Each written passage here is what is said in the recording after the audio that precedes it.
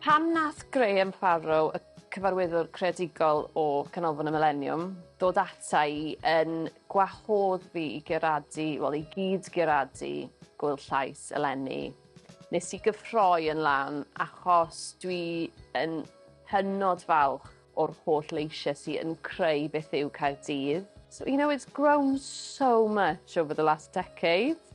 So what excites me about that is that people come into Cardiff to live for a few years and then go to live in another city, for example. And you meet a lot more people in that sense of Cardiff just being one of those cities you go and live in and then you go and live somewhere else.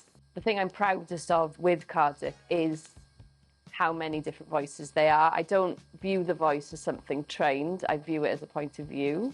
And particularly from a linguistic and cultural perspective, all of the communities that make Cardiff is what I got really, really excited about, which was my focus when I was thinking about who would be fantastic to be part of Llais. Ac yn amlwg lle mae'r ganolfan hefyd, nepell o tribute. A hwnna wedi cyffroi fi fwyaf, felly dwi'n meddwl bod dwi wedi canolbwyntio yn llwyr ar hwnna fel yr elfen o'n i'n trial gyradu.